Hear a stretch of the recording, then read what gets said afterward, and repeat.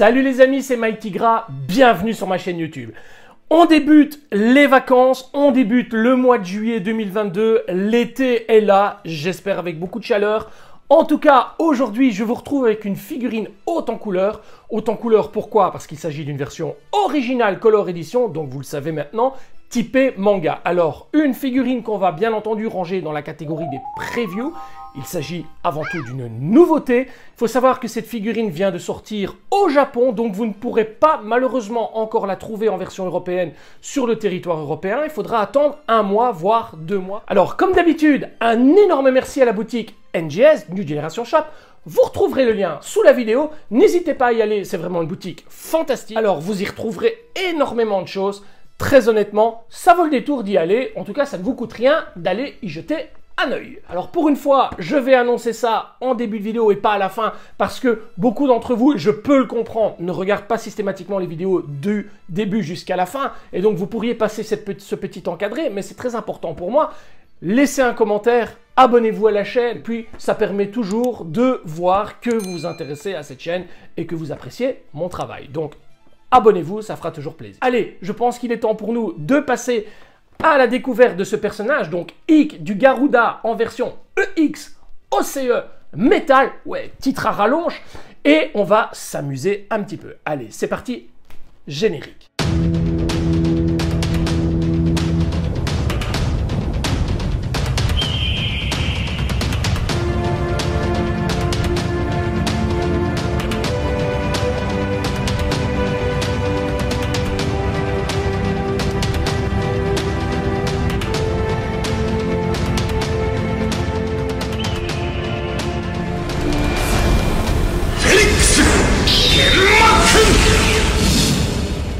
Le moins qu'on puisse dire, c'est que Bandai sait soigner ses boîtes. Et les visuels sont toujours de très très belles factures.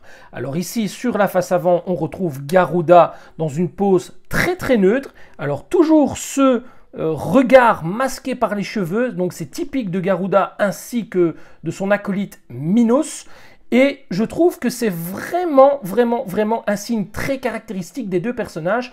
Et pour moi, les exposer de cette manière, c'est vraiment exceptionnel. Et je pense que je vais garder ce concept de masquer le regard. Alors, nous avons un fond violet mauve du plus bel effet qui met vraiment le personnage en avant. On a ce côté du personnage qui ressort, qui a envie de sortir de la boîte. Et c'est magnifique. On a une représentation ici du Garuda, donc cet animal volant, cette espèce d'oiseau, aigle oiseau avec 4 membres.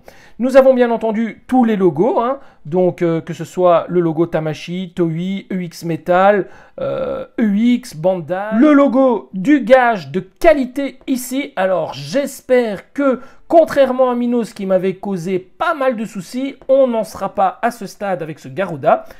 Alors, personnage que je trouve vraiment splendide. À mon avis, un des 3 plus beaux juges. Quoique les 3 se valent, hein, ils sont vraiment splendides tous les 3. Alors, sur le côté, on retrouve Garuda dans une pose, cette fois avec ses mains rouges, hein, prêt à décrocher son attaque. Et là, on remarque que son regard n'est pas caché par ses cheveux. Alors sur le côté ici, on retrouve bien entendu le totem qui est totalement magnifique et gargantuesque. Alors moi c'est vraiment un totem que j'affectionne réellement. Il est splendide. Alors sachez que la base du totem, elle est quand même assez... waouh, elle est assez balèze. On va voir ça après dans les blisters que j'ai déjà sortis au préalable. C'est ça que la boîte est vide. Alors Garuda Ayakos, alors je ne sais pas si on dit Ikk du Garuda ou Ayakos du Garuda, je ne sais pas trop. Donc, dans l'absolu, pour éviter toute tromperie, en tout cas éviter toute erreur, je dirais Ikk pendant toute la vidéo. N'hésitez pas à laisser vos commentaires sous la vidéo. Mais moi, je l'appellerai Ikk du Garuda. Voilà. Sur le dessus, on retrouve bien entendu la thématique du chapitre Hadès avec des éclairs ici vraiment superbes. Un temple ici, Hadès au-dessus. Vraiment magnifique, Garuda Ayakos, Original Color Edition, toujours ce petit rappel sur le fait que c'est Original Color Edition. Sous le dessous, on retrouve une pose d'attaque cette fois, sans le casque, avec les yeux apparents et toutes les indications Tamashii. Et maintenant, ce qui nous intéresse le plus, c'est bien entendu l'arrière. Alors, sur l'arrière, on retrouve bien entendu le Garuda avec une attaque. Ici, de même, une attaque, mais avec le casque cette fois, tandis qu'ici, on n'a pas le casque. Et enfin, les visages. Alors, un visage, deux visages, trois visages, quatre visages. Alors, je jette un œil dans les blisters rapidement pour voir combien de visages il y a. Effectivement, il y a bien 4 visages. Alors, ce visage neutre là est directement placé sur la figurine. On a un visage hurlant. On a un visage ricanant. Et enfin, on a un visage aux yeux fermés. Alors, bien entendu, ces visages au nombre de 4, quelque part, peuvent se multiplier au nombre de 8. Parce que sachez que ces visages peuvent être recouverts au niveau des yeux par la chevelure plus longue. Et c'est ce qui fait vraiment le point fort de cette figurine, c'est que ça nous offre énormément de possibilités au niveau des faces. Alors sachez également que les visages des versions OCE diffèrent légèrement des versions dites animées. On a des yeux qui sont quand même différents. Je vous renverrai bien entendu vers la review de l'ami Mi-Traiteur pour faire le comparatif entre la version OCE et animé. Vous allez voir, il décrypte ça aux petits oignons. Ça vaut vraiment la peine d'aller jeter un œil en complémentaire de cette vidéo. Nous avons le totem ici, de nouveau, l'attaque ici de Wick, hein, et les mains rouges un peu comme Minos, voilà. Et ici, nous avons une très très jolie photo de famille, où nous retrouvons, bien entendu, Radamantis, nous retrouvons Minos et enfin le Garuda. Voilà pour les visuels de la boîte. Je vous propose de découvrir tout de suite les blisters. C'est parti, blister. Pour ce personnage qui possède une armure relativement conséquente, nous avons droit à 4 blisters. Le premier blister reprend le perso. Vous voyez directement les effets métal sur ses coudes ainsi que sur ses genoux. Nous avons le premier visage ici qui est masqué de par sa chevelure qui reprend les yeux, et ça j'adore, je trouve que ça lui donne un look, mais waouh, j'adore. Les épaulettes, le casque, les avant-bras, je pense, sans dire de bêtises, les brassières, ces pièces-là, je pense que ce sont les cuissardes, si je ne m'abuse, et enfin les jambières qui viennent juste en dessous des cuissardes, les genouillères, le plastron, la partie abdominale, et vous voyez tout de suite, il y a énormément de différences de teintes, regardez, on a un effet nacre de toute beauté. Nous avons la jupe et nous avons des petites cornes qui viennent se placer sous le casque. Et très très intéressant, nous avons 4 protège-mains et ça c'est très très bien quand on sait la fragilité des versions OCE qui ont tendance à perdre leur couleur sur les protège-mains. Ici Bandai nous en a mis 4 et ça c'est une bonne chose. Alors le second blister reprend les 3 autres visages. Le visage hurlant, alors regardez la qualité du visage, les yeux sont très très beaux. Nous avons ici les yeux fermés avec des yeux qui sont beaucoup plus typés manga au niveau des yeux fermés. Vous voyez, on n'a pas de cils. C'est vraiment des traits de crayon, c'est vraiment un trait de marqueur, voilà. Et là, nous avons le visage avec un petit rictus. C'est quand même dommage de ne pas lui mettre son regard parce que les visages sont assez soignés. Donc, ça offre vraiment énormément de possibilités. Néanmoins, ce petit côté-là, j'aime bien. Donc, je vais garder ça, je pense, pour mon posing final. Là, nous avons les cheveux plus courts, donc qui permettront justement de montrer les yeux. Nous avons les cheveux qui permettent de mettre le casque, les petites mèches. Là, je pense que c'est la partie qui vient dans le dos. Nous avons la partie du totem avec 2 petits accessoires ici. Une paire de mains, 2 paires de mains, 3 paires de mains, 4 paires de mains. Et enfin, ces fameuses mains qui permettent de faire sa fameuse attaque. Et une main ici, un peu style Excalibur, qui permet également de faire une pose d'attaque très sympathique. Nous avons les ailes gargantuesques. Faites attention quand vous les manipulez, ça a tendance à griffer assez vite. Donc, utilisez des gants ou un petit linge doux ou vraiment, faites vraiment attention parce que ça se griffe très très vite ces pièces-là. Donc, mollo mollo. Et enfin, la base. Regardez-moi ça, c'est quand même assez conséquent. On a quand même une base qui est quand même, waouh, qui est quand même assez grande, hein. Et enfin, la notice que nous découvrons tout de suite. Alors, toujours le Garuda, donc, représenté dans son animal mythologique sur la face avant de la notice. On voit bien ces 4 pattes ici, donc ces 4 membres. Et c'est du plus bel effet, hein, très très joli. Alors des effets d'éclair juste au-dessus et toujours cette couleur qui nous rappelle que c'est une couleur originale Color Edition. Alors l'intérieur, quant à lui, reprend 3 feuillets. Le premier feuillet reprend l'énumération de chaque pièce, comme d'habitude. Le second et le dernier, quant à eux, reprennent le montage intégral de la figurine. et je ne vois pas de gros problèmes. Je peux directement me rendre compte qu'il y a cette petite pièce qui est très récalcitrante et qui va risquer de nous embêter. Sinon, ça n'a pas l'air très compliqué au niveau du montage. C'est surtout au niveau de la tenue des pièces qu'on va devoir s'inquiéter. Alors, il y a pas mal de petites choses à faire au niveau du casque. Regardez, on a les cheveux ici, par exemple, les cheveux plus longs ou les cheveux plus courts. Alors, on a ici une petite partie de cheveux qui vient sur l'arrière. Non, ça n'a pas l'air bien compliqué. Et enfin, le montage du totem juste ici. Donc, on n'a pas vraiment énormément d'alternatives, à part pour la chevelure, bien entendu. Et à l'arrière, nous avons également la suite du montage du totem. Voilà, je vous le montre malgré tout. Et à l'arrière, ben, rien de spécifique. On a la même chose que sur le dessus de la boîte du personnage. Voilà pour la notice. Allez, on attaque le personnage tout de suite. Ce personnage n'est pas sans rappeler Hades UX Metal. Alors, ce n'est pas uniquement les cheveux noirs qui donnent cette impression, mais également les articulations de type métal, mais également le corps noir. Alors, ça lui donne un aspect assez mystérieux, assez sombre, assez charismatique, emblématique, que dirais-je, un personnage dont la force est palpable, on va dire ça comme ça. C'est vraiment une très belle figurine. Alors moi, ce regard caché par les cheveux, moi j'adhère à 100%, et nul doute que ce sera ce visage avec ces cheveux-là qui seront utilisés, mais avec le port du casque. Au niveau des articulations, et c'est là que on va découvrir si ce personnage est à la hauteur de nos espérances. Alors, le test... Et je secoue, hein. On va pas le briser quand même, mais... Ah oui, voilà un corps EX Metal de bonne facture.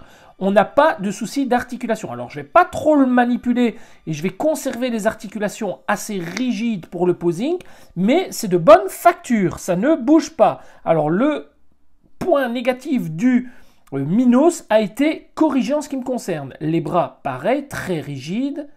Voilà, les épaules, n'en parlons pas, c'est toujours très rigide. Ah oui, non, là c'est vraiment hyper rigide. Les pieds ont tendance à tourner un petit peu sur eux-mêmes, par contre. Voilà, là, alors il y a une petite astuce qui consiste à tout simplement enrubanner d'un peu de papier collant le contour de la tige ou mettre une feuille de papier contourner autour de la tige et de la réenfoncer. À ce moment-là, vous gagnez une épaisseur et vous avez plus de rigidité. C'est un petit détail que je ferai peut-être pour cette vidéo afin que le personnage ne parte pas en sucette lorsqu'il est posé. Mais je pense que ça devrait aller. Voilà, les mains, ça fonctionne bien. La tête également. Alors, le corps, c'est très dur, très rigide. Voilà, ça tourne bien. Vous savez, vous devez déclipser pour pouvoir mettre la partie abdominale et vous renfoncez. Eh bien écoutez, je suis très content de la rigidité du personnage. Je n'aurai pas les mêmes problèmes que sur Minos. Allez, c'est parti pour le montage. Comme d'habitude, je retire les pieds, les mains, la tête.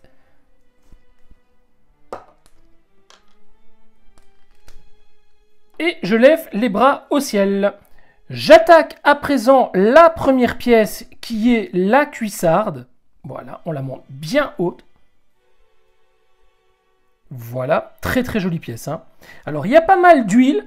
C'est vrai que Bandai, depuis un petit moment, a tendance à soigner ses pièces et à rajouter une certaine quantité d'huile. Et c'est pas plus mal, ça protège vraiment bien la peinture. Alors, je suis passé au-dessus tout à l'heure lorsque je vous ai montré les blisters.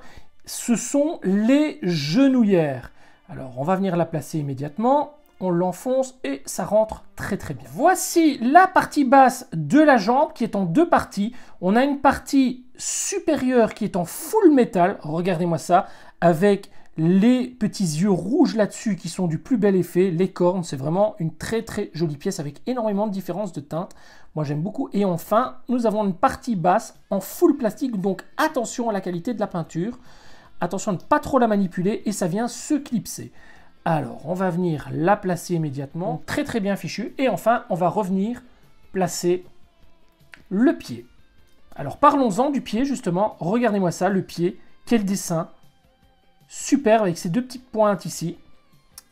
Alors, je ne vais pas pour l'instant mettre de papier autour. Je vais le laisser comme ça et on va voir ce que ça donne. Alors oui, ça tourne un petit peu saut, hein, donc Mais c'est peut-être pas plus mal pour le posing, justement, ça permettra vraiment de diriger les pieds, donc on va peut-être le laisser comme ça dans un premier temps. Voilà pour la jambe, regardez, c'est très très très joli. Allez, j'enchaîne tout de suite avec la seconde jambe. Cuissarde, genouillère, et enfin la partie basse de la jambe qui est en deux parties. On va bien l'enfoncer et on va remettre le pied. Voilà qui est fait. Alors la première brassière que voici, on va venir la placer. Voilà. On récupère l'avant-bras, très joli aussi avec ses yeux là sur le côté, vraiment superbe.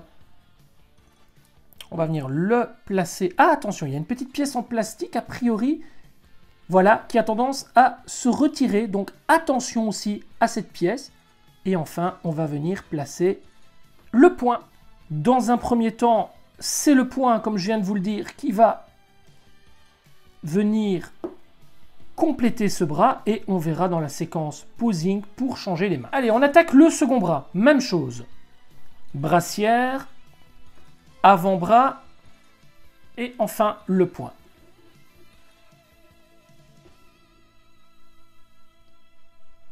Voilà. On enchaîne avec la partie abdominale, partie qu'on va ouvrir bien entendu en deux. Alors inutile de vous le répéter encore et encore, partie très fragile, donc faites très attention. On va relever les bras à nouveau et on va déclipser le torse et on va venir placer cette pièce et la clipser. On rabaisse le torse. Voilà qui est fait. Le plastron va venir prendre place sur le personnage.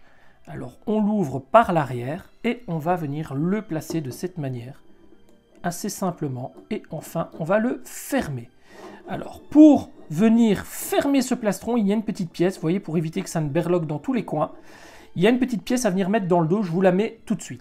Voilà la pièce en question, c'est sur cette pièce que notamment vont venir se fixer les ailes. Vous avez ce point d'attache qui va venir au milieu du dos, mais également ces deux petites tiges là qui vont venir dans les petits trous. Donc on va maintenir le tout et on va l'enfoncer et ça tient très très bien. Et ça permet notamment au buste de ne plus bouger, en tout cas au torse de ne plus bouger. La ceinture semble-t-il est l'élément le plus récalcitrant sur cette figurine. Pourquoi? Parce qu'il y a des parties latérales à retirer, voilà, ces parties-ci, qui sont assez mal fichues, si je me souviens bien. Voyez, regardez, elle a sauté, voilà, cette partie-ci qui vient se clipser là sur le côté, donc c'est assez mal fichu, donc il faut les retirer obligatoirement pour pouvoir mettre la ceinture. Donc on va y aller calmos parce que c'est du full plastique. Voilà, on les retire. Il y a cette petite pièce bien embêtante qu'il faut faire coulisser vers le haut. Et enfin, on va pouvoir écarter la ceinture correctement, tout doucement pour ne pas casser les tiges et venir la placer sur le personnage. Alors, c'est pas un personnage qui est hyper compliqué à monter, mais il a quand même une armure assez conséquente. Donc, il y a pas mal de pièces et ça peut être gênant au niveau de la manipulation. Alors, vous voyez, la ceinture est remise. On va remettre la petite pièce par le dessus en faisant attention de ne pas griffer la partie abdominale. On va y aller calmement. Voilà, c'est rentré. Regardez, c'est rentré. Et nous allons pouvoir refermer les flancs avec ces fameuses parties que voici. Alors, attention pour la ceinture, c'est pas si évident que ça. La partie latérale ne vient pas se placer du fond vers l'avant, mais bien de l'avant vers le fond. Vous voyez, vous avez un petit crochet juste ici au chromé. Il va venir se placer juste en dessous de la boucle de la ceinture devant, comme ceci. Voilà. Et ensuite, vous venez l'appuyer sur la partie du flanc. Et là, ça tient bien. Vous voyez? Voilà. Et vous venez le clipser de cette manière. Alors, je vais être honnête avec vous, ça va sauter. Une fois que vous avez trouvé votre posing, ne touchez plus parce que c'est une partie qui a tendance à être réellement récalcitrante. Alors, on va à présent attaquer l'autre flanc. Même chose, on va mettre cette partie sur l'avant, voilà, et on vient le clipser sur le côté. Et voilà, ça ne bouge plus. Alors, vous allez quand même devoir avoir un doigté assez chirurgical pour éviter que ça ne tombe. Hein. Je vais mettre un petit coup de linge tout doux, voilà, sur la partie abdominale également. Je rabaisse les bras et voilà, la ceinture est placée. Pouh, quel colosse, hein. Regardez-moi ça, c'est assez colossal. Première épaulette full plastique. On a un petit papier de protection juste ici qu'on va retirer calmement. Attention que les pointes sont fixes, elles ne bougent pas. Laissons-les comme ça, ne les forçons pas. Et vous avez cette petite pièce à rabat qui vient donner l'impression d'avoir une double épaulette. Alors attention, c'est du full plastique. Donc soyez vigilants au niveau de la peinture une fois encore. On va venir la clipser avec la main de Lego. Et enfin ici, ça on le verra pour la pose, il faudra rabaisser cette partie pour vraiment la faire glisser sur le bras. Deuxième épaulette, on retire également le plastique. Toujours de la même manière, on vient la placer. Et on rabaisse cette partie, bien entendu. Voilà une grosse partie du personnage montée. Alors, comme je vous le disais, ces ailes sont vraiment magnifiques, mais griffent très facilement. Alors moi, je ne sais pas utiliser de gants, donc je vais utiliser mes petites mains, mais faites très attention, soyez vraiment vigilants. Alors, on va placer la première aile. Donc, je ne sais pas si ça bouge. On va la placer calmement dans le petit trou prévu à cet effet. Voilà. Parfait, c'est rentré. On sait les pivoter de l'avant vers l'arrière. C'est très bien. Et enfin, on va attaquer la seconde aile.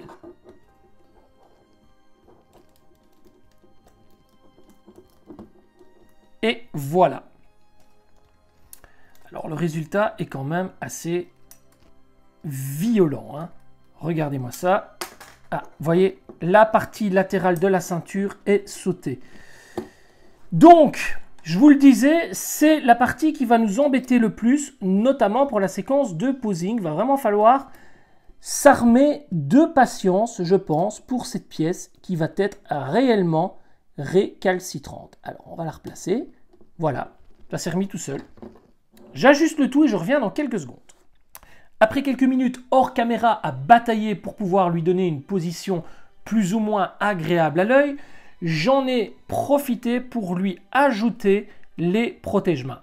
Je vous propose donc maintenant de lui greffer simplement la tête sans casque pour voir un petit peu ce que ça donne, le personnage étant monté dans son intégralité, à part bien entendu la tête et le casque. Alors on va voir tout de suite comment le rendu général donne. Et regardez-moi ça, pouh, quelle claque. Quelle claque complète. C'est vraiment, oh là là là là là, il est splendide. Il est véritablement splendide. Regardez-moi ça. Quelle claque. Alors moi, ce qui m'intéresse, c'est surtout de le voir avec son casque. Pour ce faire, nous avons besoin de la chevelure qui vient recouvrir les yeux, mais qui permet également de mettre le casque. Nous avons également besoin des deux petites mèches qui sont beaucoup plus fines que celles-là et qui permettent de mettre également le casque. Mais nous avons également besoin du casque que voici, qui est réellement splendide. Regardez, full plastique, donc attention à la manipulation. Et nous avons les deux petites cornes qui viendront se placer juste en dessous. On les mettra à la fin pour éviter qu'elles ne s'abîment. Voilà, ça s'ouvre de l'avant à l'arrière de cette manière. Alors, je vais retirer la tête du personnage. Voilà, on retire les grosses mèches, l'arrière de la chevelure et le devant de la chevelure pour ne se retrouver qu'avec ceci. Alors, ceci, on va le mettre de côté pour le moment et on va se contenter de récupérer la partie avant du casque sur laquelle on va venir directement placer la mèche de cheveux. Vous voyez, vous ne venez pas la placer sur le personnage directement, mais à l'intérieur du casque. Pour le montage, très facile, vous mettez les mèches de cheveux sur le côté. Donc pour ce faire, vous devez vous munir des fines mèches de cheveux et non plus des grosses mèches de cheveux que l'on met lorsqu'on ne met pas le casque. Regardez, il y a une différence, hein. Ne mettez pas celle-ci, vous n'y arriverez pas, hein. Il faut mettre les petites. Alors, au nombre de 2, bien entendu. Voilà. On les rabaisse doucement. Attention, elles sont très fines, donc elles pourraient casser facilement. Voilà. Et enfin, vous récupérez la partie arrière du casque qui vient avec un petit plug là-bas au-dessus, se clipser dans le trou juste ici au-dessus. Regardez, vous faites ceci. Et ça s'enfonce très bien, ça ne bougera plus du tout. Et enfin, vous venez récupérer la partie de l'avant et vous venez l'enfoncer calmement pour la clipser de cette manière. Voilà qui est fait. Et regardez, les mèches se mettent sur le côté. Il faut les ramener un peu plus sur l'avant, voilà. Et le résultat est vraiment superbe. Tout se met parfaitement bien. C'est équilibré, regardez, les mèches sortent. Et c'est vraiment un visage magnifique, casqué comme ça, il est superbe. Ce n'est pas fini, vous devez vous munir des 2 petites cornes que voici et les placer sur l'avant. Alors allez-y doucement, c'est du plastique, ça casse. Voilà, c'est très très fragile.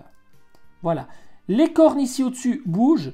Évitez de les bouger, laissez-les bien dans l'alignement d'origine. Alors petit détail qui a son importance, la tête casquée se place sans la mèche de cheveux à l'arrière pour la simple et bonne raison que celle-ci va vous gêner lorsque vous allez utiliser la tête et la tourner de gauche à droite. En effet, la forme du casque qui donne vers le bas ne coïncide absolument pas avec la mèche de cheveux arrière qui elle aussi coïncidera vers le bas et sera bloquée par la partie arrière. Donc attention, on n'utilise pas le casque avec la mèche de cheveux. Et voilà! La grosse claque. C'est vraiment avec beaucoup de dignité que ce personnage peut clôturer les 3 juges en version OCE. Très honnêtement, c'est une pure tuerie visuelle. Il me tarde de vous montrer quelques poses pour ce personnage et surtout vous le montrer avec les 2 autres compères que j'ai toujours en ma possession. Petit détail très important concernant ce personnage. Au niveau de la présentation de l'armure, faites bien attention, les épaulettes sont munies de petites ailettes que voici qu'il faut rabaisser. Alors, dans le passé, j'avais oublié de le faire pour la version de Garuda EX. Heureusement, quelqu'un me l'avait dit sur les réseaux sociaux. Ici, j'ai oublié à nouveau de le faire pendant le montage de la figurine, pendant le montage de l'armure. Donc, je m'en rappelle maintenant. Donc voilà. Faites bien attention de bien baisser les petites ailettes qu'il y a sur les épaulettes. Ça vous permettra, entre autres, de cacher les articulations des épaules. Voilà, allez, je pense qu'il est temps pour nous amuser un petit peu et de passer dans une petite séquence de posing en série et surtout de voir ce personnage en visu avec ses 2 autres amis. Allez, c'est parti, on attaque ça.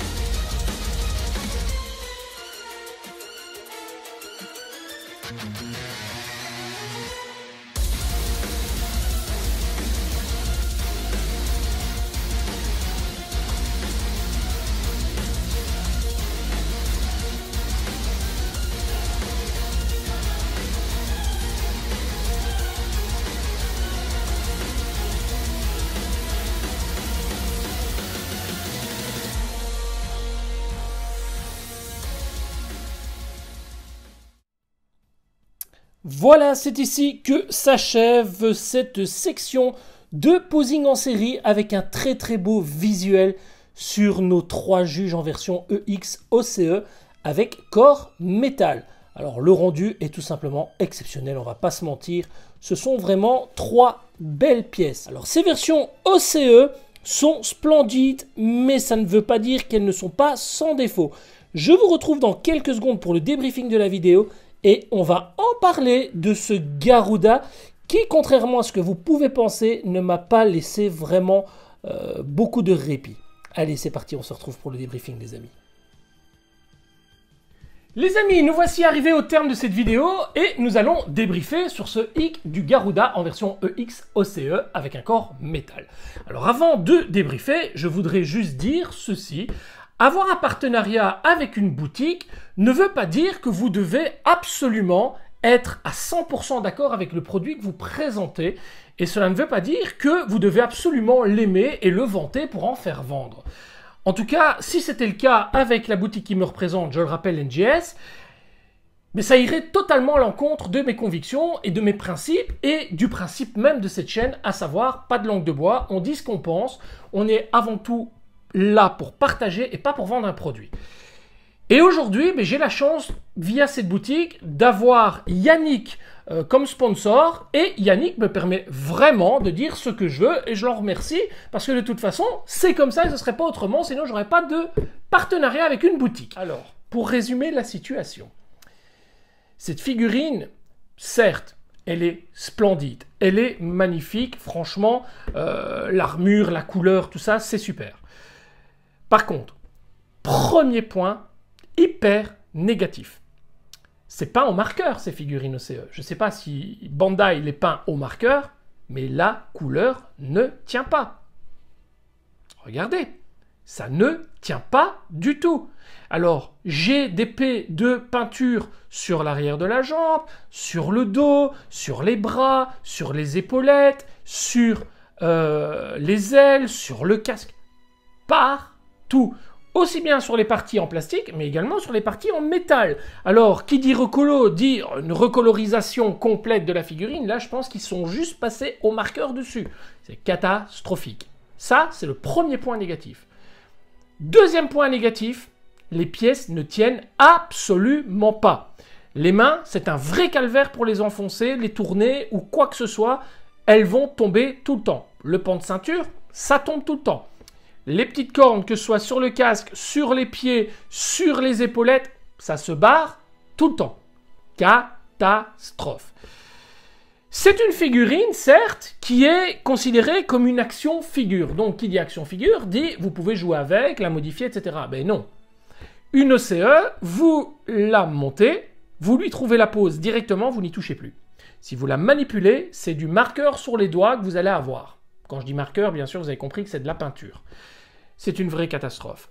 J'ai d'ailleurs volontairement amputé une grosse partie de ce que je voulais faire dans la vidéo, à savoir vous montrer les visages, à savoir faire des poses avec différents visages, etc. Parce qu'à chaque fois que je la manipulais, j'avais de la peinture sur les doigts. Et au prix où coûte cette figurine, il faut quand même le dire, ça coûte quand même 160 €, les amis. 160 € en version japonaise, plus vous comptez le transport, vous comptez les frais de douane, on n'est pas loin de 200 € pour une figurine qui vous reste sur le bout des doigts.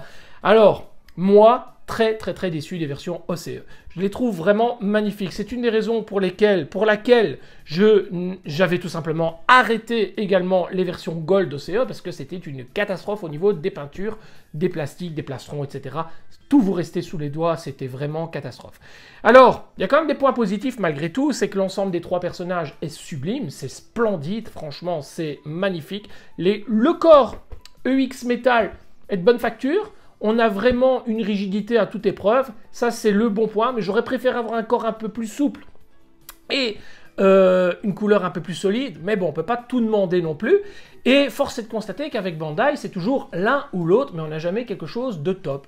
On a quelque chose de top pour les versions Asgard, Poséidon, ce genre de figurines. Par contre, on a vraiment l'impression qu'il y a une équipe de bras cassés qui travaille sur des figurines comme les OCE par exemple. Et c'est vraiment dommage parce que c'est vraiment une figurine que j'affectionne particulièrement. Ça va m'obliger à la racheter en version européenne, à au préalable travailler sur le posing de ma version japonaise pour savoir exactement comment je vais la mettre. Comme ça, quand la nouvelle version arrive, je fais la pause, hop, c'est tout, j'y bouge plus. C'est quand même malheureux pour des actions figures à ce prix-là, de devoir systématiquement ne plus mettre la main dessus. Mais c'est problématique aussi le jour où vous faites les poussières. Allez-y calmement, vous passez un pinceau dessus, ça retire la peinture. Donc, bref, vraiment déçu. Alors j'ai passé vraiment une toute première partie de vidéo qui était vraiment super, le montage etc, c'était génial. La partie posing en série, je vous assure, j'ai galéré, j'ai eu des gouttes comme ça. J'en ai parlé avec d'autres youtubeurs, j'en ai discuté un petit peu avec d'autres personnes et franchement, je dois pas être vraiment bien gâté en ce moment par les étoiles, parce que c'est déjà la deuxième fois que ça m'arrive. J'ai eu le problème avec Minos, souvenez-vous, et j'ai le problème avec Garuda. J'avais heureusement pas eu le problème avec Radamantis. Voilà les amis, donc faut-il l'acheter ou pas? Franchement, pas à ce prix-là en tout cas. Vous payez pas une figurine pour avoir de la couleur sous les doigts, et là c'est vraiment le cas. Je suis vraiment désolé de casser ce produit comme ça, mais comme je vous l'ai dit, pas de langue de bois ici, on est avant tout là pour partager, pour vous donner un avis objectif et authentique. Voilà. Maintenant, j'ai mon ami Eric de MeatTrader qui n'a pas eu ce problème. Moi, je l'ai eu. Voilà. Est-ce que je l'ai plus manipulé que lui? Est-ce que je suis tombé sur un exemplaire plus foireux que lui? Je ne sais pas. Je ne sais pas vous répondre. C'est un peu une loterie maintenant, Bandai. Vous avez des figurines comme Canon ou Canon MX Revival où vous avez des couleurs différentes sur les jambières, etc. Moi, j'ai pas eu ce problème. Comme quoi, c'est vraiment une loterie. Et à ce prix-là, on ne peut pas jouer au jeu du hasard. Voilà, les amis. En tout cas, je suis très content de vous avoir retrouvé. L'été sera beau, l'été sera chaud, dans les t-shirts, dans les maillots. J'espère que vous allez bien profiter de vos vacances. Moi, je vais faire une petite pause, je pense, d'ici peut-être une quinzaine de jours, peut-être. Parce que là, franchement, je suis un petit peu dégoûté avec cette figurine. Je ne vais pas me laisser abattre. Je vais bien entendu essayer de trouver une alternative et essayer de m'amuser un petit peu avec malgré tout. De toute façon, au stade où j'en suis, elle est tellement abîmée au niveau de la peinture que je peux maintenant même l'acheter du 3e étage. C'est pas grave. Bien sûr, je rigole. Voilà les amis, n'oubliez pas de vous abonner à la chaîne si vous aimez mon travail. N'oubliez pas d'activer les notifications, la petite clochette. Je sais, je l'ai déjà dit en début de vidéo, mais je le rappelle pour les têtes de linotte. Et laissez des commentaires, c'est toujours bon pour le référencement. Un petit pouce vers le haut, c'est toujours sympa. Je vous embrasse, longue vie à Senseiya. À très bientôt les amis, ciao ciao.